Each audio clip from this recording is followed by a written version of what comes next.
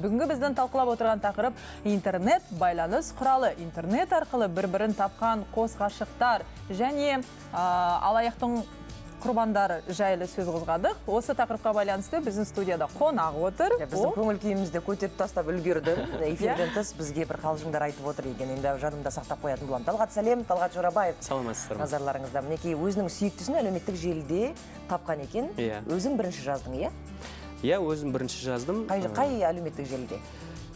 ВКонтакте әлеуметтік желісінде, короче, бір парақшаға кірсем, біздің пайғамбарымыз саллаллаху алейхи вассалам туралы неше түрлі карикатура суреттер салып тастаған екен. Сонымен жаңа ВКонтактің администрациясына жаздым. Мынау парақшаны сіздер неге жаппайсыздар?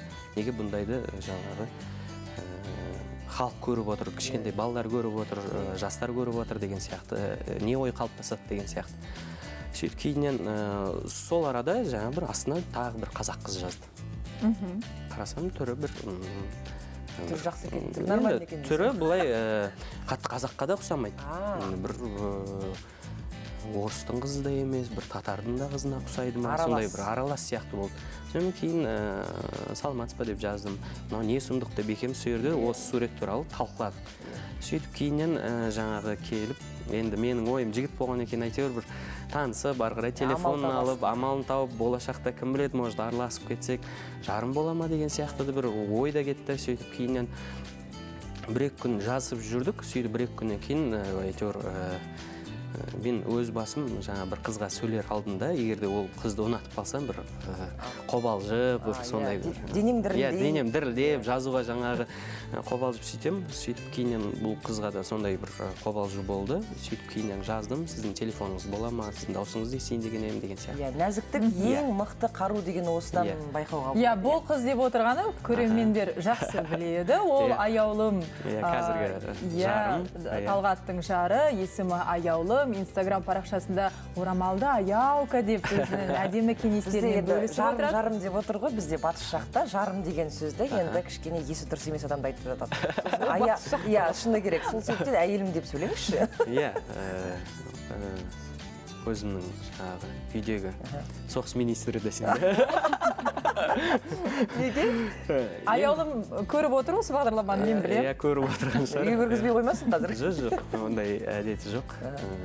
Сөйтіп жаңағы сол арада екеуміз жақсы сөйлесіп, жақсы қарым-қатынасты болып қалдық. Кейін телефон сұрадым, бірақ та бірден телефон бере қоймады.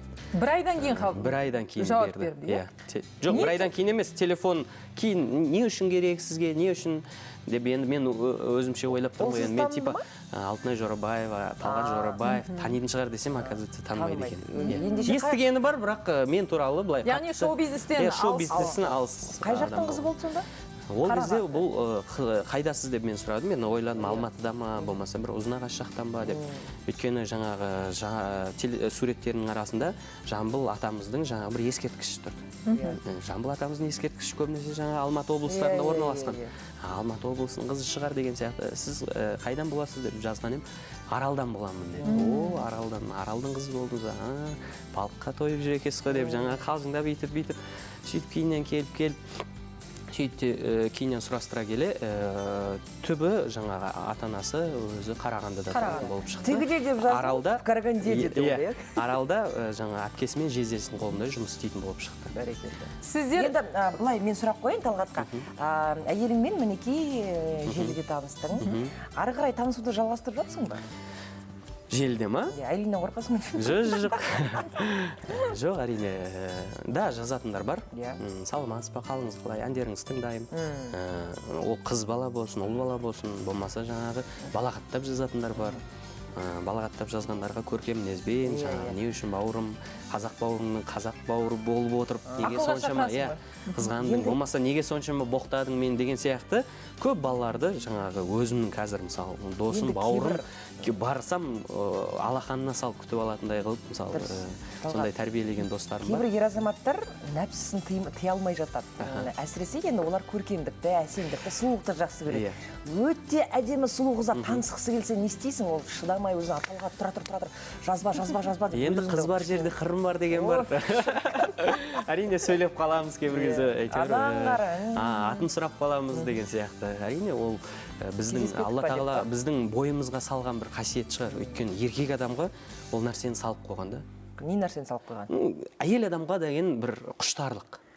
Неге? Былайша Өйткені әйел адамға деген құштарлық ол туылғаннан бастап. Иә, былайша айтқанда ер адамдарға, әсіресе өнер адамдарына, сері жігіттерге осылай жауап беру өте жарасады. Иә, енді Талғаттың айтуы бойынша еркектер әйелдерге бару керек екен, иә? Жоқ, егерде жаңағы әйеліңіз рұқсат беріп жатса, сіздің жағдайыңыз келіп жатса, барлығына адал махаббатпен қараймын деп өзіңізге сондай бір жауапкершілік алып жатсаңыз, әрине заңды түрде. Талғат Жорабаев білесіз бе, тәуелділіктің ішінде әйел құмарлық деген бар. Әйел құмарлық бөлек, нәпсі құмарлық бөлек, және де болашақта жаңағы бір жауапкершілікке алу бөлек сияқты, меніңше. Өйткені көп қазіргі жастар, мысалы, тек қана жаңағы бір күндік, екі күндік қана күндігін ойлап, уақытша ғана күндігін ойлап, ары қарай одан жаңағы онымен семья құру болмаса жаңағы содан бала сүю деген сияқты көбісінің ойында болмай жатады, сондықтан да осы ой өріп кеткен шығар, бірақ та менің ойымда ондай ой жоқ. Көптеген жұлдыздар осы әлеуметтік желіде танысып, содан ұялатындары бар айтуға. Біз әлеуметтік желіде таныстық, содан мінекей бірімізге ғашық болып қалдық деп. Керісінше өздерінің бір керемет махаббат оқиғаларын ойдан шығарып алатындары да бар. Соларға қалай қарайсыз жалпы? Ұялу керек пе, ұялмау керек пе? Несіне ұялу керек? Әр нәрсенің өзінің екі ұшы бар. Мысалы, екі таяқтың екі ұшы бар. Ұялмаған үйленіп десеңізші? Бізде мысалы күн мен түн, жақсы мен жаман, мысалы желінің өзін екі жақты пайдалануға болады. Жақсы жағын пайдалануға болады, жаман жағын да пайдалануға болады. Мысалы пышақтың өзін екі жағын пайдалануға, біреуді сойып тастауға болады, нан турауға болады деген сияқты. Сондықтан да мен жақсы жағын пайдаландым, әйтеуір Аллаға шүкір. Әйтеуір осы қыз менің жан-жарым болса қалай болады екен деп Алла тағаладан дұға тілеп сұрап жүрдім. Сөйтсем бір күні әйелім звондайды маған, бір күні маған таңертеңгісін бір дауыс естілді дейді. Не дауыс естілді десем, аяулым, сен осы Талғаттың айтқанын істеп жүре бер, істесең бақытты боласың деп айтты дейді. Қандай табылған? Оянсам дейді, қасында ешкім жоқ дейді. Андай бір тылсым дүние сияқты болды дейді. Бір ұйықтап та жатқан жоқпын дейді, бір дауысты анық естідім дейді. Сөйтіп кейіннен айттым, ондай болса, сол сөзден кейін мен айттым, Алла тағала маған бір белгі беріп тұрған шығар. Бұл енді сіздердің отбасыларыңыздың ешкім біле бермейтін бір сырларының бірі деп. Өйткені бұл нәрсені екеуміз ғана білеміз. Талғат, аяулымнан бұрын таныстықтар болды ма? Иә, болды. Иә, болып, танысуға келген кезде түрін енді ғаламторда авада бөлек болса, өмірде бөлек қыздар болды ма? Иә, болды. Қалай құтылдың олардан?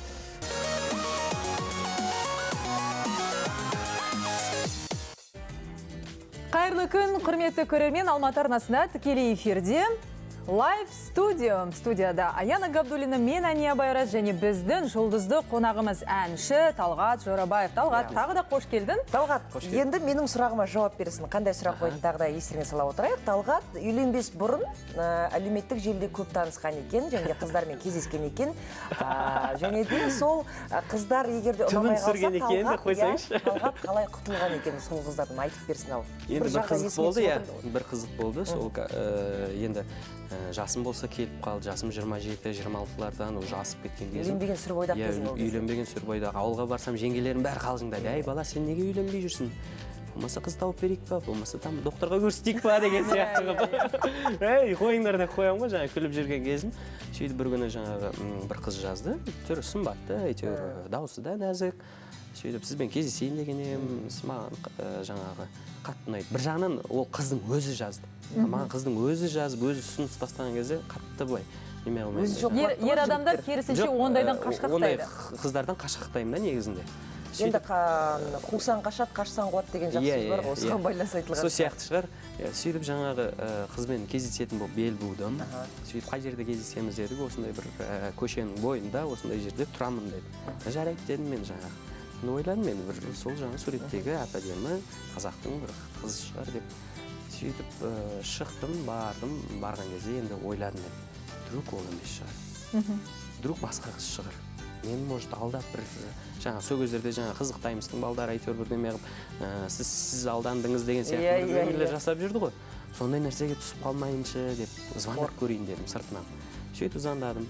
Сөйткеннен бір қыз, бұрышта тұрған бір қыз, толық бір қыз шықты. Телефон көтерді. Алло деді. Алло, саламатсыз ба? Иә.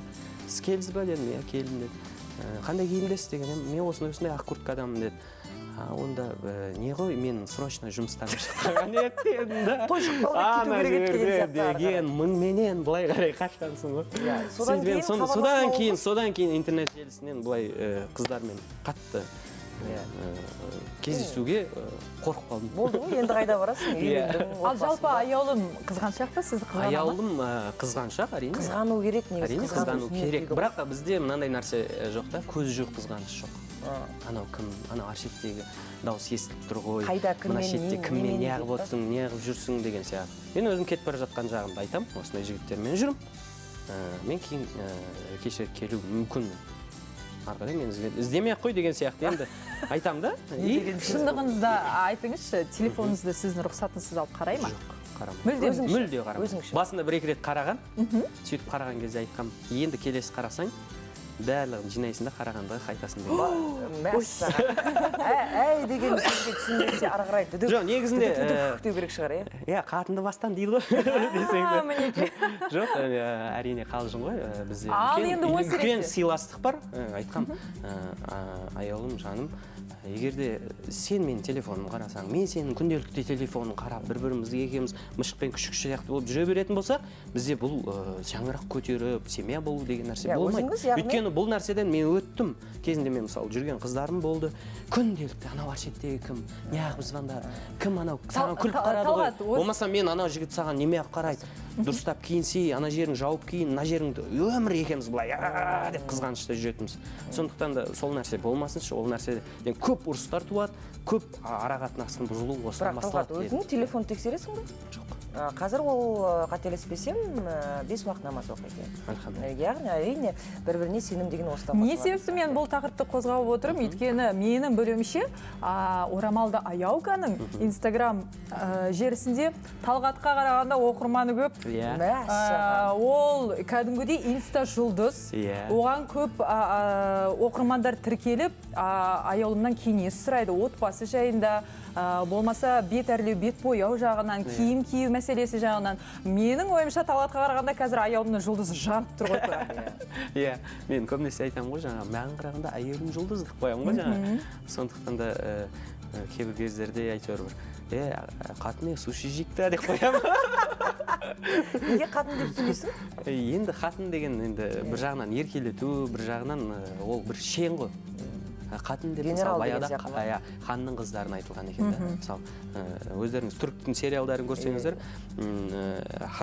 хатум, хюрем хатум деп сөйтіп сөйлейді да. Сол сияқты хатын деген сол сөзден шыққан екен. Хатын деген жаңағы өзімнің жаңағы единственный әйелім деген сияқты. Бір штук әйелім деген. Мән мағынада ғой. Енді Талғаттың асықта 2 ұлы бар.